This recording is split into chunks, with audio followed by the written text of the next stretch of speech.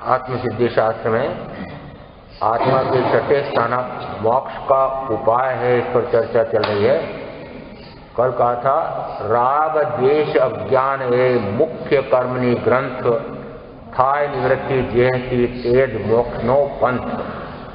राग द्वेष और अज्ञान यही कर्म की मुख्य ग्रंथि है और इसका छेदन हो जाए, भेदन हो जाए, निवृत्ति हो जाए तो वही मोक्ष का पंथ है और वही भाव का अंत है, मोक्ष का उपाय है। राग और द्वेष में द्वेष तो समझ में आ जाता है, द्वेष तो टालना चाहते हैं, द्वेष के कारण होने वाले क्लेश को भी, कलह को भी, युद्ध को भी, गृह युद्ध को भी, महायुद्ध को भी टालना चाहते हैं। क्रोध को भी अनुभव करते हैं कि मुझे क्रोध आ गया था, ऐसा वातावरण बन गया था, परिस्थितियां ऐसी आ गई थी, सहन करने की शक्ति नहीं रही थी, कहां तक सहन करता, कहां तक सहन करती, और क्रोध आ गया परंतु बाद में पछतावा होता है। हिंसा का भाव आ गया, दूसरे का बुरा चाहने का भाव आ गया, बाद में पछतावा होता है। वहां तो पछतावा इसलिए होता है कि क्रोध आने से शरीर पर भी प्रभाव पड़ता है और उसी के कारण से तनाव हो जाता है, पीड़ा हो जाती है, कुंठा हो जाती है, परेशान दुखी हो जाते हैं, क्लेश हो जाते हैं, शरीर में न जाने कितने प्रकार के परिवर्तन होते हैं। इसलिए दुखी होकर के क्रोध का पछतावा होता है। वस्तुतः राग करके, मोह करके, रति करके पछतावा होता है क्या? यदि ऐसा करके पछतावा होता हो तो कहा कि वह भव अंत का कारण हो सकता है, मोक्ष का उपाय हो सकता है। तो मूल में तो राग है और राग है तो ये सारे पाप हैं। इस अपेक्षा से राग द्वेष अज्ञान इन तीन का उनमें भी मुख्य कहा है। एक अपेक्षा से कि अज्ञान है तो सारे विकारी भाव हैं और विकारी भाव से निर्विकारी भाव होते हैं, तो स्वतः ही राग आदि सर्व विकारी भाव से परे होकर के वह शुद्ध होता है, वही मोक्ष का उपाय है, वही मोक्ष है। ऐसा कहकर के आगे कहते हैं आत्मा सत चैतन्यमय सर्वाभास रहित जेथी केवल पानिए मोक्ष पंथ ते रीत। मोक्ष का पंथ, उसकी क्या रीति है, कैसे उस मोक्ष के मार्ग पर चला जाए, चढ़ा जाए, आरूढ़ हुआ जाए, पार किया जाए। तो कहा एकमात्र उपाय है, वह है ज्ञान। आत्मा सत्य चैतन्यमय, आत्मा ही सत्य है, आत्मा का ज्ञान ही सत्य है, अपने आप को जानना यही परम सत्य है। स्वयं ही स्वयं से अनभिज्ञ बने रहे हैं, अनंत काल तक अपने सत स्वरूप का, वास्तविक स्वरूप का, यथार्थ स्वरूप का पता ही नहीं लगता था। शरीर ही मैं हूँ, शरीर के साथ जुड़ी हुई इंद्रियां, इनके भोग अच्छे लगते हैं, भोग भोगवाने वाले, सहायता करने वाले परिजन प्रिय लगते हैं, सहयोगी प्रिय लगते हैं, कुटुंबी अच्छे लगते हैं, और उन्हीं के लिए जिस समय बाह्य में सारी प्रवृत्ति होती है तो उस प्रवृत्ति को भी आवश्यक मानते हैं, अनिवार्य मानते हैं, न जाने क्या क्या नाम देकर के धर्म तक है ऐसा कहते हैं। ऐसा अर्थ है कि अभी सत असत का विवेक ही नहीं हुआ है। सतरूप आत्मा है और आत्मा को छोड़ करके गायक स्वरूपी, ज्ञाता दृष्टा स्वरूपी आत्मा को छोड़ करके शेष सारा असत रूप है, माया है, छल है, छलावा है, अपने ही छल से चले जा रहे हैं, स्वयं ही स्वयं में चले जा रहे हैं। जिसको वस्तुतः नहीं जानना चाहिए, नहीं मानना चाहिए, जिसमें नहीं रमना चाहिए, उसी को जानना, उसी में रमना, उसी में निरंतर रमते रहना, ऐसा जो निरंतर चला आ रहा है, उसी के कारण से कहा वही तो चतुर्गति रूप संसार का मार्ग है। और ऐसे इस असत रूप से हट करके सतरूप आत्मा की प्राप्ति, अपने आप की, अपने आप को प्राप्ति हो जाए तो कहा जाता है वही मोक्ष का मार्ग है। और मोक्ष का मार्ग हो जाता है तो वही मोक्ष है। इस अपेक्षा से मोक्ष का मार्ग किसे कहते हैं? मोक्ष का मार्ग प्रारंभ कहां से होता है? तो कहते हैं आत्मा को जानो। अन्य को तो बहुत जाना है, अन्य ने कितने अन्य के इसके साथ जुड़े हुए जितने भी मेरे पूर्व के भवों का लेखा लें तो अनंत रूप बनाए, पृथ्वी पानी अग्नि वायु वनस्पति काय के, बेंद्री तेंद्री चौंद्री के, पंचेंद्री के, क्रमशः ऊपर बढ़ते आए हूं। ऐसा नहीं है, न जाने कितनी बार इधर से उधर और अनंत काल तक न जाने कितना बहुरूपी अपना करके अनंत रूप बना करके, और अभी भी वह रूप छूटता नहीं है। ये रूपा भी कुछ नाम कहा जाता है। रूपे की बड़ी चिंता होती है। रूप 14 भी आने वाली है। कहते हैं या तो बाह्य में रूप लावण्य सौंदर्य या रूप यानी रुपया, या जब तक वही दिखता है तब तक वह अरूपी दिखता नहीं है, क्योंकि रूपी रूपा दिखाई देता है आपको। तो जिस समय ये रूपी और रूपा दिखाई दे रहे हैं उस समय वह अरूपी आत्मा वह नहीं जानने में आता है। इसलिए कहते हैं कि पर रूप से हट करके स्वरूप को जाने, वही सत्य है, अन्य सारा तो असत्य है। यह बाह्य में जो दिखाई देता है, बाह्य में जो जानने में आ रहा है, आंखों से दिखाई दे रहा है, कान से सुना जा रहा है, अन्य इंद्रियों से अनुभव में आ रहा है, वह ज्ञानी कहते हैं असत्य है। जो मैं अपनी आंखों से देख रहा हूं, ज्ञानी कहते हैं कि जो देख रहे हो आंखों से वही झूठ है। बड़ा विचित्र है। ज्ञानी कैसे विचित्र कहते हैं? जो मुझे प्रत्यक्ष दिखाई दे रहा है, यह शरीर मुझे दिखाई दे रहा है, ये मेरी पत्नी है, ये मेरे पति है, ये मेरा बेटा है, ये मेरा अब तो पोता भी कहना पड़ेगा, ये मेरा पोता है। निरंतर पोता पोता पोता बार बार सब लोग कहते हैं कि ये पोता जिनके हो गया है वे मुझे कहते हैं महाराज, मुझे ये कहते हैं इनके पोते पोती नहीं हुए क्या? ये पता नहीं कब से उन्हीं में रसग्रस्त हो रहे हैं और मैं तो अभी उसमें फिर भी रसग्रस्त नहीं हुआ हूँ। अरे यही मेरे दिखाई दे रहा है। जिस समय यही मैं हूँ, यही मैं हूँ, यही मेरे हैं, यही मेरे हैं, ऐसा जब तक दिखाई देता है तब तक कहा कि वही तो चौंधिया रहे हैं। जो इन आंखों से दिखाई देता है, जो इन इंद्रियों से जानने में आ रहा है, जो इस मन से मन करके जानने में अनुभव करने में आ रहा है, वह सारा पौद्गलिक है। क्यों? क्योंकि ये पांचों छहों पुद्गल हैं। मनोवर्णा से बना हुआ मन है, वचन वर्णा से बना हुआ वचन है, वर्तमान अपेक्षा से मनुष्य में है, इसलिए औदारिक वर्णा से बना हुआ शरीर है। यानी पांचों इंद्रियां ये औदारिक वर्गणा की बनी हुई है पुद्गल। और जो इस पुद्गल से जानने देखने में आ रहा है, माध्यम यदि पुद्गल है तो वह जो जानने देखने अनुभव करने में आएगा वह पौद्गलिक ही होगा, वह अनुभव भी पौद्गलिक होगा। और मैं तो पुद्गल हूं नहीं, मैं तो वर्ण शब्द वर्ण गंध रस स्पर्श से रहित अरूपी आत्मा हूं।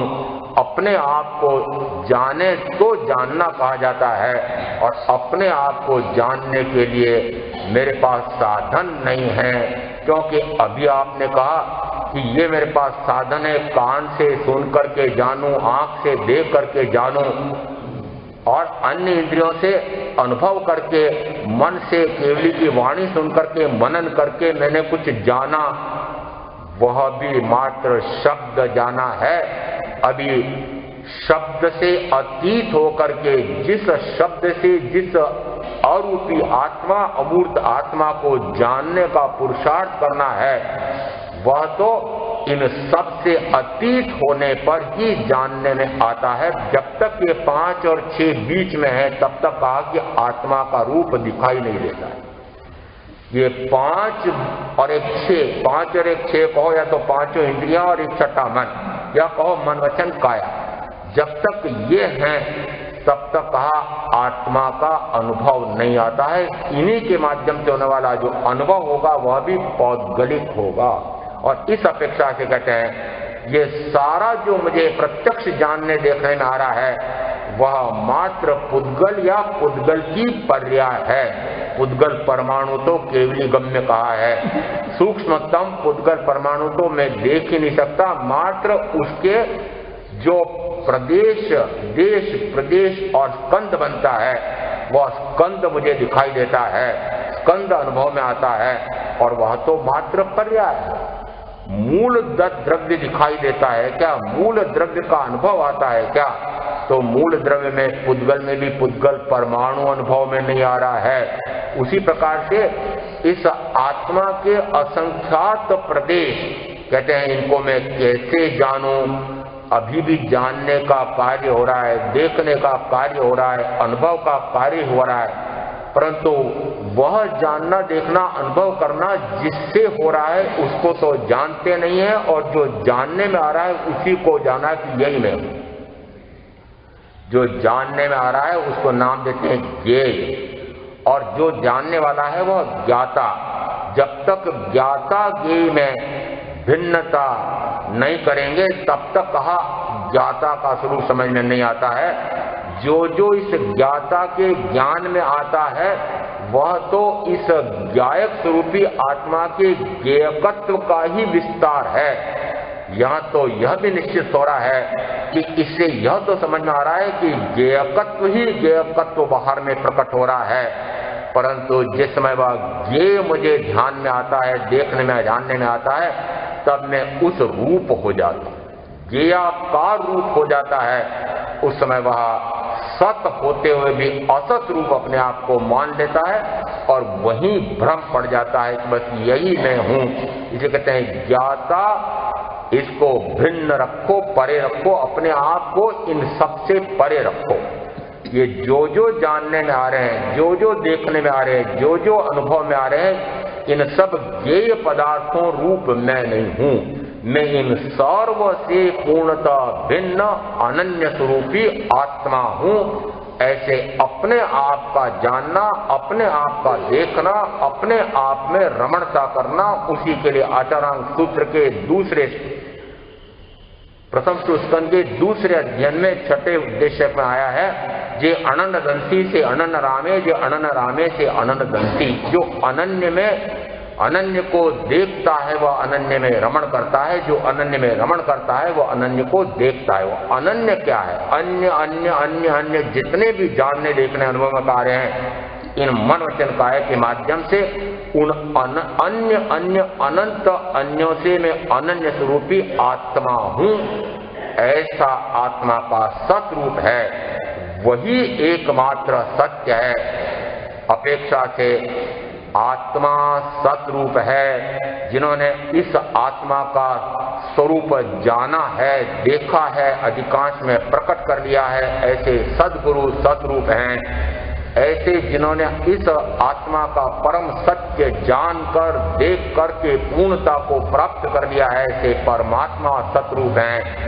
शेष सारा असतरूप है, सारा मायाचार है, माया है, झूठ है। जब तक यह समझ में नहीं आता है तब तक मोक्ष का मार्ग प्रारंभ भी नहीं होता है। मोक्ष के मार्ग पर पहला कदम भी तब होगा कि जबकि यह समझ में आ जाए कि जो जो मुझे ये बाहर में जानने, देखने, अनुभव करने में आ रहा है वह सारा कोई मैं नहीं, यह सारा असत्य है। सत्यम भगवम, ऐसा प्रश्न व्याकरण सूत्र में दूसरे अध्ययन में आया हुआ है। वह सत्यम भगवान किस अपेक्षा से कहा? सत्य भगवान है। सत्य तो बोलना कहलाता है, वह भगवान कैसे हुआ? भगवान तो मात्र अरूपी अनंत ज्ञान, अनंत दर्शन, अनंत सुख, अनंत वीर्य स्वरूपी वह जो शुद्ध स्वरूप प्रकट हो गया आत्मा का, उसे कहा भगवान। तो फिर सत्य वचन बोलना, व्यवहार वचन बोलना, क्या यह भगवान है? क्या इससे भगवत स्वरूप प्रकट होता है? क्या इससे शुद्ध स्वरूप प्रकट हो जाएगा? मात्र शुभ भाव में आ गए हैं। मिश्र वचन और असत्य वचन बोलना यह तो पाप, और इसके स्थान पर व्यवहार वचन बोलना, सत्य वचन बोलना, क्योंकि अभी बोलना हो रहा है, तब तक कहा है वह पाप से पुण्य में आ गया है। यहां जो प्रश्न व्याकरण में आया हुआ है सत्यम भगवम, दूसरे विशेषावश्यक भाष्य में आया है सत्यम खलु भगवम, तो यहां पर यह सत्य ही भगवान है। वो सत्य भगवान कौन सा है? कि जो सतरूप आत्मा का प्रकट हो गया है वही भगवान है। और ऐसा भगवत स्वरूप प्रकट करने के लिए सत्य, असत्य, व्यवहार और मिश्र इन चारों बोलने से अतीत हो जाए, वह अतीन्द्रिय अनुभव आ जाए, तब कहा जाता है वह भगवत रूप प्रकट हुआ है। तो वहां सत्यम भगवम प्रश्न व्याकरण सूत्र में पहले तो सत्य के स्थान पर असत्य का क्या दुष्फल होता है, वो महापाप होता है, उसके कारण से कितना कर्म का बंद होता है, ऐसा कहा। और फिर आगे सत्य संवर द्वार, और उसमें कहा प्रारंभ में कह दिया सत्य संवर द्वार में कि सत्यम भगवम, वहां पर मात्र संवृत हुआ है, पर पदार्थ के माध्यम से होने वाले सर्व पर भाव से आत्मा द्वारा आत्मा में संवृत होता है, उस समय वह आत्मा का सतरूप प्रकट होता है। तो प्रश्न व्याकरण सूत्रकार कहते हैं वही भगवान है, वही मैं हूं, और इसीलिए उठ जाग मेरे चैतन्य प्रभु कहा जाता है। चैतन्य प्रभु कौन है? मैं स्वयं विभु रूप हूं, प्रभु रूप हूं, स्वयंभू हूं, स्वयंभू रमण करने वाला हूं। वो स्वयंभू रमण समुद्र नहीं, मैं उस अपने चैतन्य लोक में, चैतन्य लोक रूप और समुद्र में स्वयं ही रमण करने वाला ऐसा स्वयंभू रमण, ऐसा शुद्ध चैतन्य स्वरूपी आत्मा हूं। ऐसा जिस समय ज्ञात होता है उस समय कहा जाता है वह मोक्ष का मार्ग है। और उत्तरायण सूत्र के 28वें अध्ययन में पहली गाथा में कहा चौकारण संयुक्तम नाण दंसन लक्षणम ऐस मुक्ति पंडितो जिणे सुने जिण भाष्यम, सुने जिण भाष्यम, जिनेश्वर द्वारा भाषित प्रतिपादित प्रज्ञापित वह तत्व मुझसे सुनो, वह तथ्य मुझसे सुनो। कौन सा तत्व, कौन सा सत्य, कौन सा सत्यार्थ आत्मार्थ सुनो? क्या सुनो? मोक्ष मग्ग गईम तच्चम, तच्चम यानी तत्व। मोक्ष का मार्ग किसे कहते हैं? तो पहली पंक्ति में कहा चौ कारण संयुक्तम, कि चार कारणों से जो संयुक्त है, और दूसरे भाग में कहा नाण दर्शन लक्षणम, कि ज्ञान दर्शन लक्षणों वाले इस मोक्ष का मार्ग तुम मुझसे सुनो। ऐसा सुधर्मा स्वामी अपने जम्मू स्वामी शिष्य को फरमाते हैं। जैसा तीर्थंकर परमात्मा ने जिन भाष्यम यानी तीर्थंकर परमात्मा ने जैसा मुझे मोक्ष का मार्ग समझाया था, सुनाया था, वैसा का वैसा तुम मुझसे सुनो। वह मार्ग कैसा है? तो प्रथम पंक्ति में कहा चौ कारण संयुक्तम, कि चार कारणों से संयुक्त, और दूसरे भाग में कहा ज्ञान दर्शन लक्षणों से युक्त। लक्षण से लक्षी पहचाना जाता है, गुणों से गुणी की पहचान होती है। गुण में और लक्षण में भेद नहीं करना, पर्यायवाची मानना। ये ज्ञान और दर्शन आत्मा के ही गुण हैं, आत्मा के ही लक्षण हैं, इसी से इस आत्मा को जाना पहचाना जाता है। और 10वीं गाथा में यहां आया है ज्ञान दर्शन और सुख और दुख से यह आत्मा पहचाना जाता है। जिसमें जानना होता है, जिसमें देखना होता है, यह तो सही लगता है, परंतु 10वीं गाथा में कह दिया सुख और दुख से इसको पहचाना जाता है। सुख और दुख इसका लक्षण है क्या? वस्तुतः सूत्र कहता है कि जिसको सुख का अनुभव आता है वह आत्मा है, जिसको दुख का अनुभव आता है वह भी आत्मा है। अब जिस समय शरीर में वेदना हो रही है, कहीं टूट फूट हो गई है, हड्डी टूट गई है, यदि कोई परिवार में शोक आ गया है, दुख आ गया है, दारिद्र्य आ गया है, उस समय वेदना का अनुभव, दुख का अनुभव कौन करता है? आत्मा करता है। जिस समय शरीर में फोड़ा हो जाता है, शरीर की हड्डी टूट जाती है, उस समय वह वेदना कहाँ हो रही है? हड्डी में झपक झपक झपक झपक कर रहा है, तो वह वेदना किसको हो रही है? शरीर दुख रहा है, मेरा माथा दुख रहा है, मेरा घुटना दुखता है, आज पेट बहुत दुख रहा है, आज मेरा पेट बहुत दुख रहा है। क्या कहते हैं? कौन दुख रहा है? मेरा पेट। और दुखने वाला कौन? तो फिर दुखी क्यों हो रहे हो? वो दुख रहा है ना। तो पेट दुख रहा है ना, पर पेट दुखे तो क्या हो, पेट मेरा है, बस वो मेरा दुख रहा है, बस वहीं रोना हो रहा है। क्यों? क्योंकि जिसको मेरा मानते हैं उसमें जैसे ही परिवर्तन होता है वह दुख का कारण बनता है। रे परिणामन तो परिवर्तन तो पर्यायांतर तो इसका लक्षण है। जो पुद्गल परमाणु का स्कंद रूप शरीर या उसका कोई भी अंग है उसमें निरंतर सड़न है, निरंतर गलन है। और सड़न गलन ही नहीं, कहीं कहीं ऐसे वयोवृद्ध भाई या बहन को मंगल पाठ सुनाने के लिए परिजन ले जाते हैं और जिस समय शुरुआत होती है, महाराज साहब मैं पहले ऐसे महाराज के यहाँ आती जाती थी और ऐसा मैं पहले ऐसी सेवा करता था और महाराज को लेने के लिए पहुंचाने के लिए इतने इतने किलोमीटर तक चला जाता था और मैं ऐसी सामायिक ऐसा तप करता था और अब तो मेरे से ये हो गया मेरे और ये हो गया मेरे, ये हो गया, शरीर में ऐसा हो रहा है, शरीर में ऐसा हो रहा है। रोते झींकते जिस समय वे बोलते हैं तब मैं कहता हूं, मैंने कहा यह तो अभी इतना ही सड़ रहा है, इतना ही गल रहा है, आगे भी कुछ कह दूं क्या? आपको कह दूं? अरे सड़ता भी है, गलता भी है, आगे भी कहूं क्या? ये मरता भी है। महाराज मंगल पाठ देने तो आपको इसलिए बुलाया था कि मेरे को बचा लो। किसको बचा लो? क्या आपका मंगल पाठ सुनेंगे तो इनका रोग सही हो जाएगा, ठीक हो जाएगा, निरोगी हो जाएंगे, और आप तो ये कह रहे हो कि तो मरता भी है। तो मरता है कहूं कि नहीं? सत्य है कि नहीं? सत्य है। इसका अर्थ है कि जिस समय इसमें पर्यायांतर होता है उस समय हाय विलाप क्यों करते हो, वेदना का अनुभव क्यों करते हो? इसकी वेदना तो होगी जो असाता वेदनी कर्म का बंद किया है, जो असावधानी की है, जो रागादि विकार किए हैं, जो दूसरे जीवों को दुखी किया है, अनंत काल से अनंत जीवों को दुखी करते आ रहे हैं, असंख्यात जीवों को दुखी करते आ रहे हैं। और क्या वर्तमान में दुखी करना बंद हो गया? पृथ्वी पानी अग्निवायु वनस्पति काय के जीवों की तो बेताशा सीमा ही नहीं है। इतनी हिंसा विराधना, बैंद्री तेंद्री चौंद्री पंचेंद्री की हिंसा विराधना भी तो यहाँ पर दूसरे जीवों को दुख दे रहे हैं, तो दुख तो आएगा। जब आता है तब तो हाय विलाप करते हो, जब दूसरों को दुखी करते हो उस समय प्रसन्न होते हो, परवाही नहीं करते हो। उस समय कहते हैं यह दुख का जो अनुभव आ रहा है, यह सुख का जो अनुभव आ रहा है, यह आत्मा को ही आता है, शरीर या उसके किसी भाग को अनुभव नहीं आता है। शरीर में वेदना नहीं होती है, शरीर तो मिट्टी है,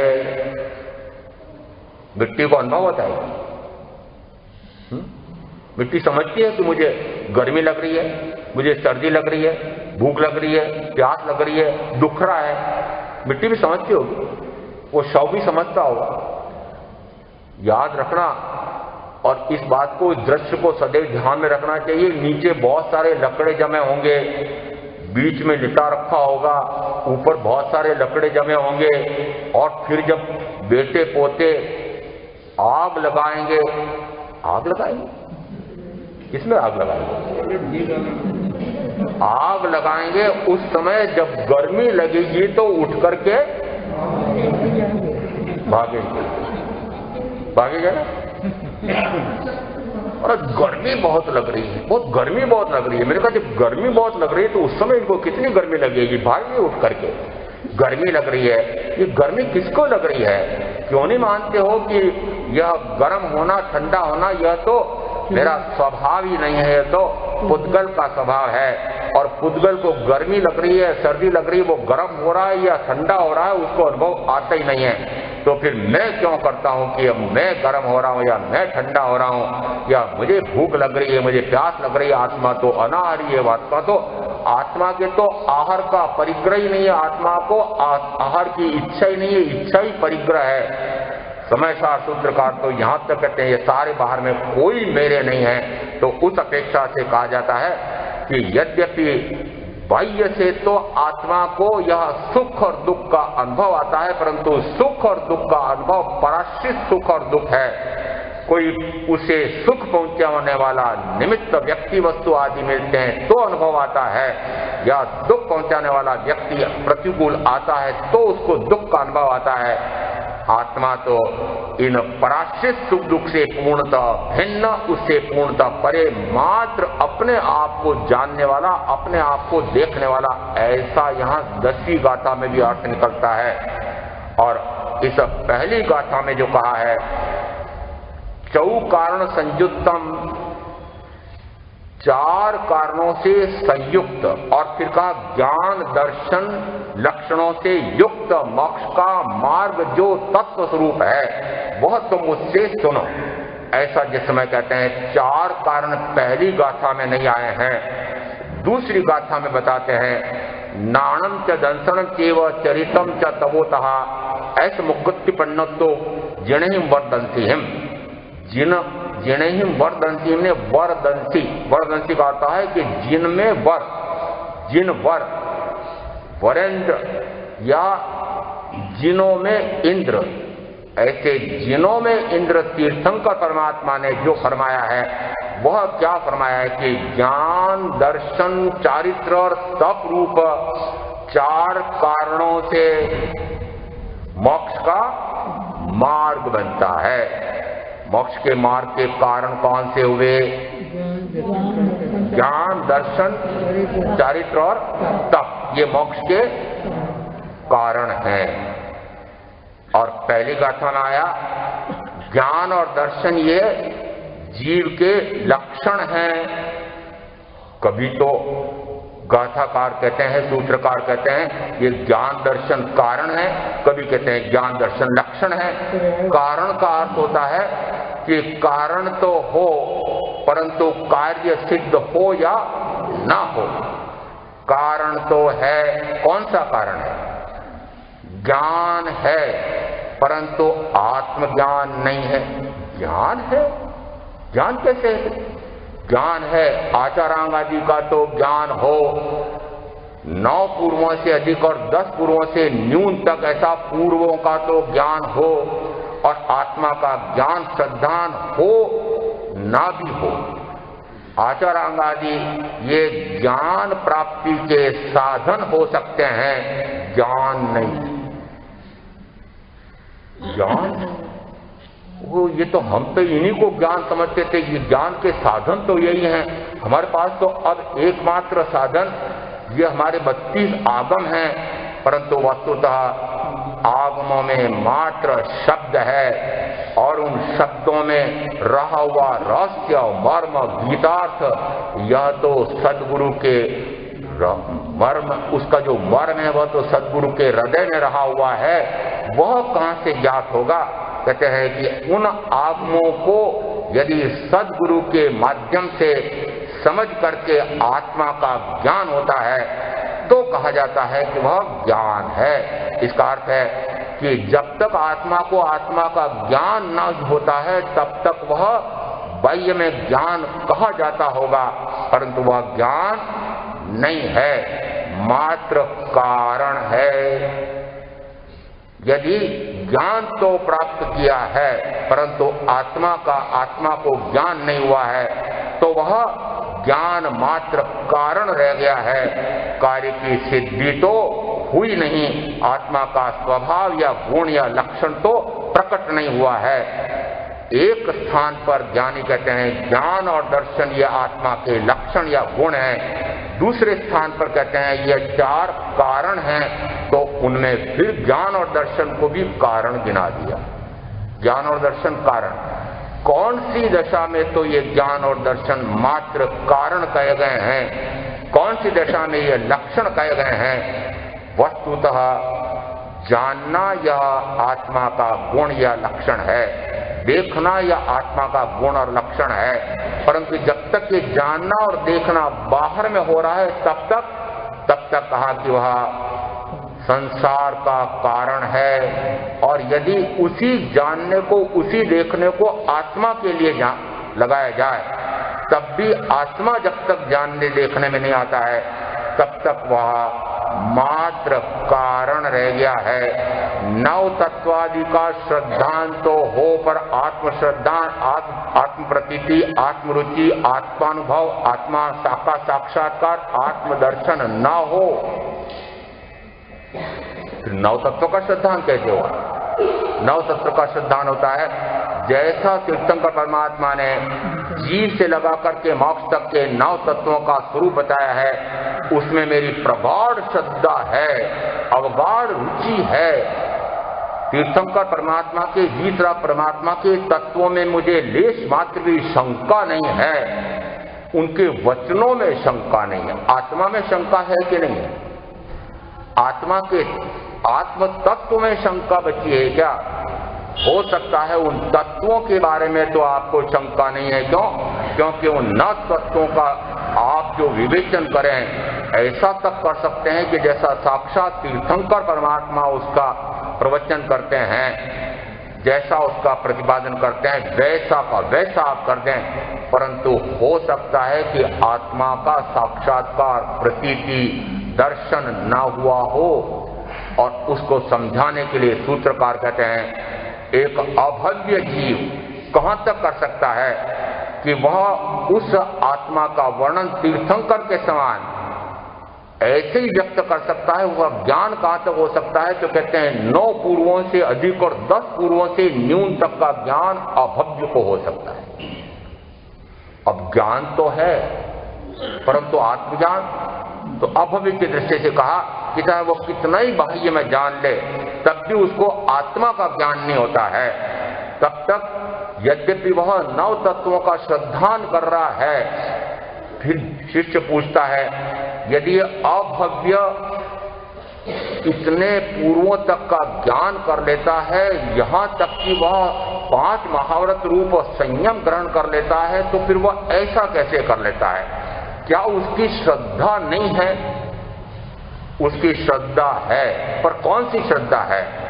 कि वह संसार अपेक्षा से उस ज्ञान को और चारित्र को मानता है। संसार अपेक्षा से ना, संसार में उसकी पूछ होती है। यदि बढ़िया प्रवचनकार हो, यदि महाव्रतों का वह निरतिचार पालन करता हो, तो बाह्य में यश कीर्ति मिलती है, वाहवाही जय जयकार मिलती है, और इस कारण से उसकी धर्म में श्रद्धा है। पर वो धर्म कौन सा? कि संसार धर्म की अपेक्षा से वह सारा कर रहा है आत्मश्रद्धा, आत्म प्रतीति, आत्म रुचि, ऐसे अभव्य की हो ही नहीं सकती है। तो अभव्य का अतिरेक उदाहरण देकर के कहते हैं ऐसा का ऐसा भव्य जीव के भी हो सकता है। क्यों? क्योंकि यदि वह बाह्य में ज्ञान तो, शब्द ज्ञान तो, तोता ज्ञान, थोता ज्ञान तो बहुत कर ले, और आत्मज्ञान हुआ हो ना हुआ हो, जब तक आत्मज्ञान नहीं हुआ है तब तक वह मिथ्यात्व में है। जब तक आत्मा का जैसा स्वरूप है वैसा उसको प्रत्यक्ष दिखाई नहीं देता है, अनुभव में नहीं आता है, तब तक कहा कि वह कोरा तत्व श्रद्धान है, ऐसा कहा जाता है। और इसलिए कहते हैं कि आचारांगादि का ज्ञान तो हो परंतु आत्मज्ञान न हो, नव तत्वादि का श्रद्धान तो हो परंतु आत्मश्रद्धान, आत्मदर्शन न हुआ हो। और आगे यहां तक कहते हैं कि यदि 5 महाव्रत रूप चारित्र तो हो परंतु स्वरूपाचरण चारित्र स्वरूप में रमणता न हो, तो कहा जाता है ये ज्ञान, ये दर्शन, ये चारित्र बाह्य में मात्र लक्षण रह गए हैं, कारण मात्र हैं, और आत्मज्ञान की प्राप्ति, कार्य की सिद्धि नहीं हुई है। और इस हेतु से कहा जाता है कि ये मात्र कारण हैं। तो ज्ञान और दर्शन ये मात्र कारण मोक्ष के कहे गए हैं। इसका हेतु यह है कि वस्तुतः जिससे ज्ञान आत्मा को आत्मा का नहीं हुआ हो, वह मात्र कारण रह गया है, कार्य की सिद्धि तो हुई नहीं। कार्य की सिद्धि किसे कहते हैं? जिस समय आप अपना जन्म कुंडली दिखाने जाते हैं ज्योतिषी के पास, और उस समय वह कहता है आपके ये केंद्र में सूर्य पड़ा हुआ है, इसके ऊपर दृष्टि शनि की पड़ी हुई है, और ये बृहस्पति ऐसे ग्रह में है, अपने घर में बैठा हुआ है, परंतु इस पर राहु की दृष्टि पड़ी हुई है, और इसका ऐसा केतु यहाँ पर यूं बैठा हुआ है। अरे ज्योतिषी जी, मुझे तो फल बता दो, मैं क्या जानूं कि कौन सा क्या, किस पर क्या दृष्टि पड़ी हुई है। आप समझते हैं? उस समय वो सारे आपको लक्षण बताता है, लक्षण तो सारे बता दिए कि आपकी जन्म कुंडली में ऐसे ऐसे ऐसे ऐसे ग्रह नक्षत्र बुरे खोटे पड़े हुए हैं, फल बताओ ना। यदि आप भी मुझे बड़ा तत्व ज्ञान बघाड़ते हुए दिखाई दें, बड़ा श्रद्धान करते हुए दिखाई दें, मैं पूछता हूं जरा फल तो बता दो, कौन सा फल? फल है क्या आपको आत्मा का ज्ञान, आत्मा का दर्शन हुआ है क्या? बाह्य में उसी के कारण से सारा रस फीका लगने लगा है क्या? आपको ये सारे असत रूप लगते हैं क्या? यह घर कारागृह लगता है क्या? ये परिवार बोझा लगता है क्या? ये इंद्रिय विषयों का भोग विष लगता है क्या? कषाय कसेले लगते हैं क्या? घर आपको भाग कर निकल जाऊं कारागृह जैसा काटने दौड़ता है? यदि ऐसा है तो समझो कि आत्मज्ञान आत्मदर्शन हुआ है, और यदि ऐसा नहीं हो रहा है तो मत समझना कि आत्मज्ञान आत्मदर्शन हुआ है। तो यहाँ एक अपेक्षा से कहा ज्ञान और दर्शन ये आत्मा के गुण होने के कारण से, लक्षण होने के कारण से, पहली गाथा में तो उत्तराजय सूत्र के 28 अध्याय में उनको लक्षण कहा है ज्ञान और दर्शन को। परंतु यदि वे मात्र बाह्य से जानना, बाह्य से देखना, तत्व श्रद्धान होना है तो वह कारण ही रह गया। आगे फिर कहते हैं कि चारित्र और तप यह तो यहीं रह जाता है और पर भाव में भव भवांतर में जाता नहीं है। चारित्र तो यहीं रह जाता है, फिर चारित्र और तप कौन सा है कि जो कार्य की सिद्धि करता है? चारित्र कौन सा? 12 व्रत रूप चारित्र, 5 महाव्रत रूप चारित्र परभव में साथ जाता है। जो मेरे गुरु 5 महाव्रतधारी और वे देवगति में गए, देवगति में उनका गुण स्थान कौन सा माना गया है? तो के चौथा अविरत सम्यक दृष्टि कहे जाते हैं। वे सम्यक दृष्टि तो हैं परंतु वहां पर वे विरति में हैं क्या? क्या वे वहां पर व्रत महाव्रत की आराधना करते हैं क्या? कि नहीं। इसका अर्थ है कि चारित्र साथ में गया नहीं। और यद्यपि चारित्र में संयम और तप दोनों हैं, तो यहां कहो कि संयम भी यहीं रह गया और तप भी यहीं रह गया।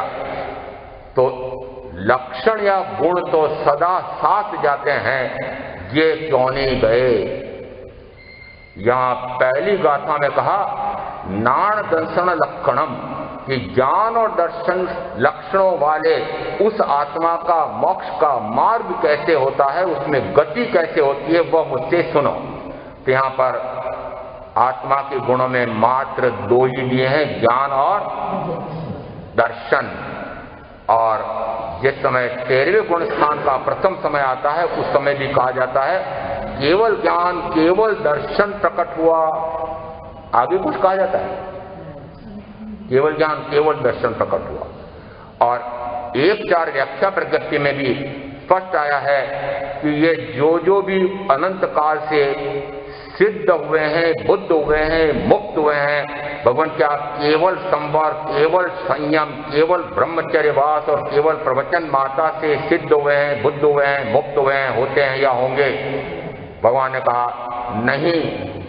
तो फिर किससे होते हैं? तो कहा जो अरिहंत जिन केवली सिद्ध बुद्ध मुक्त हुए हैं, होते हैं, होंगे, वे उत्पन्न ज्ञान दर्शन से होते हैं। वहां पर भी चारित्र नहीं कहा है। इसका अर्थ है यहाँ पर चारित्र कौन सा है, तप कौन सा है कि जो बाह्य में व्रत महाव्रत रूप चारित्र, बाह्य में जो 6 प्रकार के बाह्य तप हैं, ये मात्र कारण हैं। इनसे आत्मज्ञान आत्मदर्शन स्वरूप रमणता हो न हो।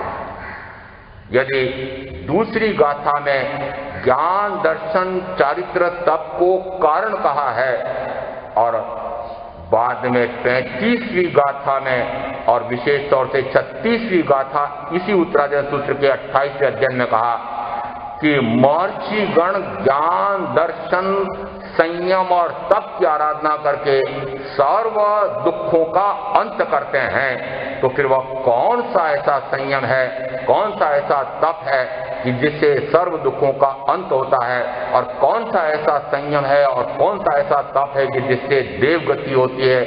बड़ा विचित्र हो गया। सूत्रकार एक जगह कहते हैं कि संयम और तप मात्र कारण है, दूसरी जगह कहते हैं संयम और तप यह तो आत्मा का लक्षण है। नाणम च दंसनम चेव चरितम च तवोतः ऐस्मग्गुत् चरितम च तवोतः ऐस्मग्गुत् नाणम च दंसनम चेव चरितम च तवोतः ऐस्मग्गति प्रणतो जने वर्धन्तीम।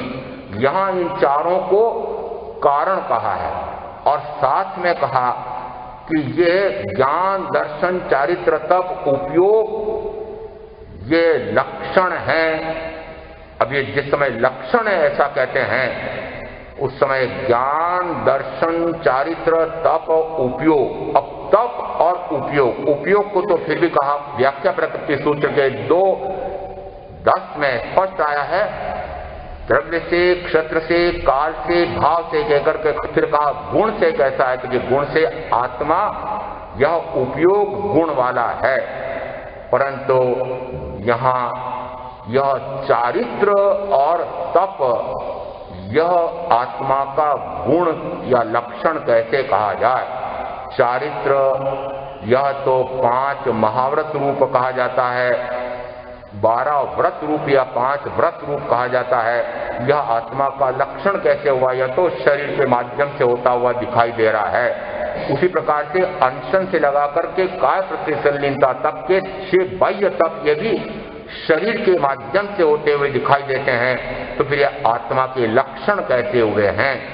वस्तुतः जिस समय यही संयम स्वरूप रमणता में जाता है, जिस संयम के माध्यम से स्वरूप रमणता होती है, जिस संयम के माध्यम से स्वरूप रमणता, माध्यम अलग रह गया, बहुत हो गया कार्य, और उस कार्य से साध्य सिद्ध होता है। कौन सा साध्य कि मोक्ष या आत्मा का शुद्ध स्वरूप प्रकट होना, यह है साध्य।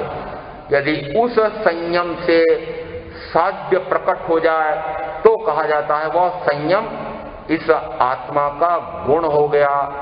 और यदि संयम मात्र संयम रह जाए और उससे आत्मा का शुद्ध स्वरूप प्रकट न हो तो वह मात्र कारण रह गया है। व्याख्या प्रज्ञप्ति सूत्र के 2:5 और 1:3 स्थानांक सूत्र, इन दोनों में विशेष तौर से इनके वर्णन आए हैं। परंतु एक तुंगिया नगरी के श्रावकों को जिस समय भगवान महावीर के स्थविर भगवंत इनसे पूछा गया, भगवान पार्श्वनाथ के 4 ऐसे स्थविरों से जब पूछा गया तो उन्होंने जो उत्तर दिया था उसमें संयम और तप के बारे में वर्णन मिलता है।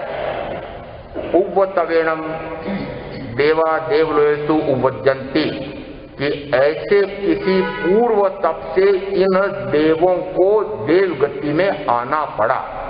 तो इन देवों का क्या अर्थ कि पूर्व में यही देव संयम और तप की आराधना कर रहे थे। संयम का फल संवर होता है और तप से कर्म की निर्जरा होकर के मोक्ष होना चाहिए था। परंतु फिर वे तुंगिया नगरी के श्रावक पूछते हैं कि फिर इन संयमियों को देवगति में क्यों आना पड़ा। वहां वे उत्तर देते हैं उव्व संयमेणम उव्व तवेणम। तो यहाँ दोनों उत्तर क्या कहते हैं कि ऐसा संयम जिससे कि आत्मा परम शुद्ध, परम निर्मल, परम निर्विकारी हो जाए, ऐसे संयम के पूर्व का कोई संयम किया था। तो उससे पूर्व का संयम कौन सा हो सकता है, तो कहते हैं शराब संयम, जिसमें वीतरागता, पूर्ण वीतरागता प्रकट होती है, उसको कहा जाता है वीतराग संयम। तो वीतराग संयम जो है वह तो आत्मा का गुण है, वह तो आत्मा की शुद्ध दशा को प्रकट करता है। परंतु यदि उस संयम में लेश मात्र भी राग रह जाता है, संजलन जितना सा राग या कषाय रह जाता है, तब उस राग या कषाय के कारण इन देवों को देवगति में आना पड़ा।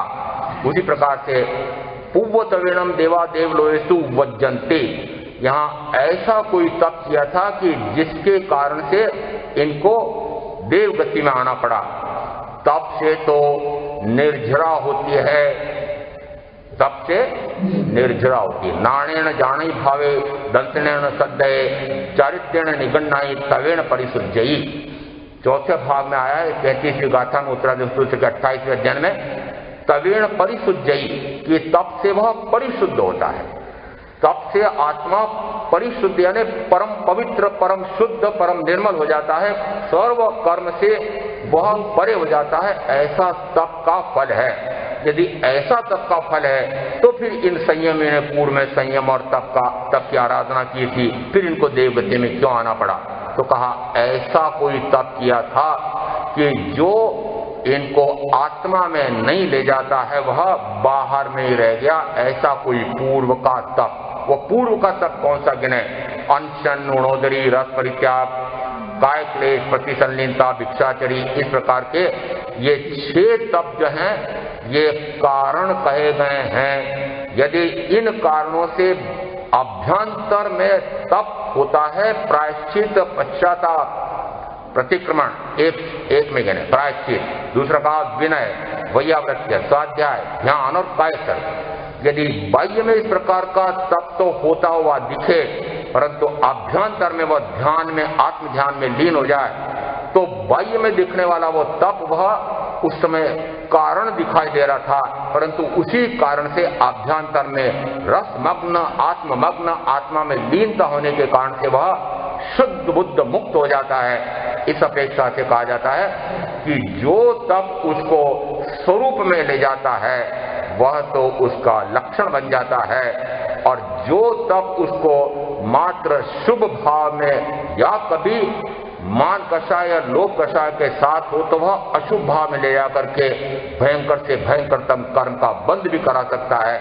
और इस अपेक्षा से ये ज्ञान, दर्शन, संयम और तप ये एक अपेक्षा से कहो तो ये मात्र कारण है, मोक्ष के मार्ग पर जाने के कारण है। दूसरी अपेक्षा से यदि इन्हीं से आत्मा की शुद्ध अवस्था प्रकट होती है, ज्ञान और दर्शन, आत्मज्ञान, आत्मदर्शन होता है, तो वही लक्षण या गुण बन जाता है, वह पूरा कारण नहीं रहता है। ऐसा तत्व का स्वरूप समझ करके मैं आप जो साधना करेंगे उनका अवश्य कल्याण होगा। ओम